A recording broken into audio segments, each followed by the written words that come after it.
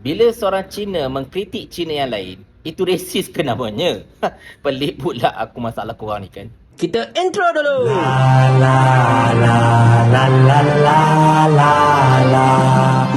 Assalamualaikum warahmatullahi. Kita kembali bercerita pasal kisah terisakok yang cukup bengang dengan Profesor Emeritus Dr. Teo Kok Siong yang dikatakan rasis dan juga telah bertindak di luar batas kemanusiaan serta cuba untuk menghasut bila Dr. Teo mengatakan bahawa sekolah-sekolah vernacular adalah lubuk perkauman dan orang-orang Cina ini memandang rendah kepada orang-orang Melayu dan sebagainya. Di mana Dr. Teo telah mempertahankan kenyataan beliau itu sebagai satu kenyataan yang memang merupakan satu hakikat. Bukannya satu benda yang direka-reka, bukannya satu benda yang tipu-tipu dan bukan sekadar untuk menghasutkan apa-apa ke.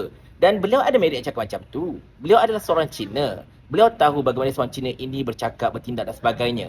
Dan kenyataan beliau ini memang disokong oleh ramai sekali orang Cina yang telah orang kata apa berasimilasi dengan budaya di Malaysia ini seperti Dr. Ridwan T, seperti Firdaus Wong dan ramai lagi. Bahkan seorang pempengaruh berbangsa Cina yang bernama Ryan Wong juga menyatakan apa yang disebut oleh Dr. Teo itu merupakan satu perkara yang betul, tidak ada salahnya dan merupakan satu hakikat. Research Court label Profesor Teo Kok Siong racist. Desak KPT PDR ambil tindakan. Research Court, apa yang disampaikan oleh Profesor Teo itu bukan suatu bentuk hasutan.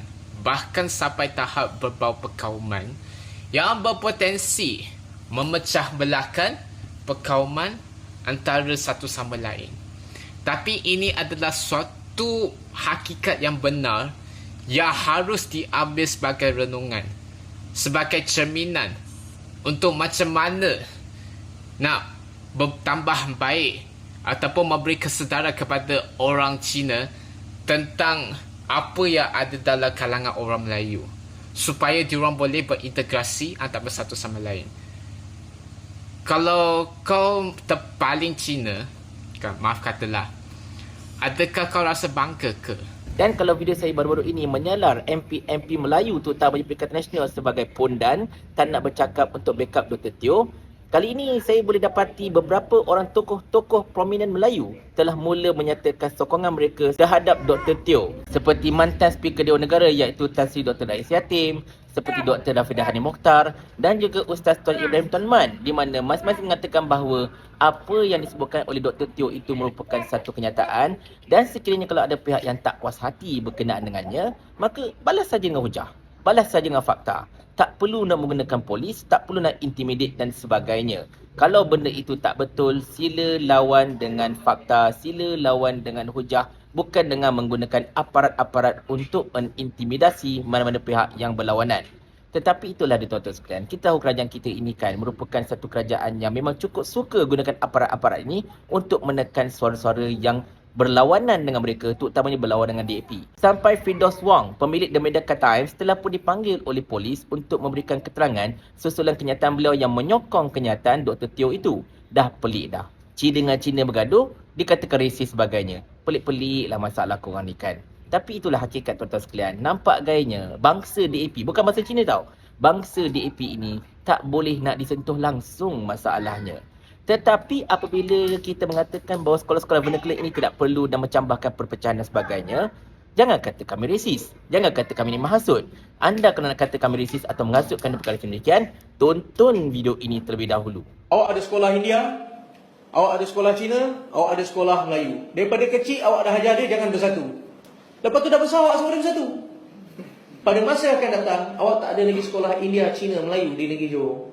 Sekolah agama masih ada untuk agama kita, tetapi sekolah bangsa Johor, daripada kecil awak dah patut diajar macam mana untuk bersatu, menghormati agama antara satu sama lain, menghormati bangsa orang lain, kaum-kaum lain.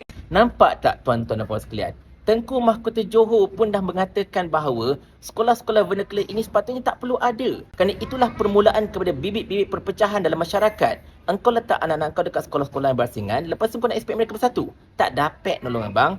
Cuma TMJ kata beliau akan cuba pastikan dekat Johor cuma ada sekolah bangsa Johor. Tak apalah, itu negeri dia. Kita nak pastikan dekat Malaysia ini kita ada sekolah-sekolah kebangsaan. Sekolah-sekolah yang menggabungkan semua kaum di bawah satu lembayung. Tak kira lah kau nak belajar Mandarin ke, belajar Tamil ke, belajar apa ke. Tak kisahlah suka tingkau. Tetapi di bawah satu bumbung. Bukannya anak Cina pergi sekolah Cina. Bukannya anak India pergi sekolah Tamil. Kita nak semua sekali Melayu, Cina, Tamil dan sebagainya duduk di bawah sekolah kebangsaan. Itu yang paling penting sebenarnya. Tetapi inilah, kalaulah cadangan TMJ ini pun mereka nak sanggah, kalau cadangan TMJ ini pun mereka nak hentam dan sebagainya, teruk sangatlah. Tetapi saya cabar. Saya cabar mana-mana puak, terutamanya mengagungkan sangat bangsa DAP ini, agar sanggah kenyataan TMJ ini. Tolong sanggah. Saya cabar. Nak tengok masa ini anda nak lawan Sultan ke, nak orang raja ke, macam mana? Sebab kalau kita orang cakap sedikit tegur Sultan dan sebagainya, dah mula kata kami ini nak langgar Sultan lah, nak derhaka sebagainya. Sekarang, cubalah sanggah kata-kata TMJ itu. Jangan sampai TMJ datang depan rumah anda, tanya soalan ini dekat anda, berpadan dengan muka anda. Mau tak tuan hamba kalau hamba kirimkan ke akhirat?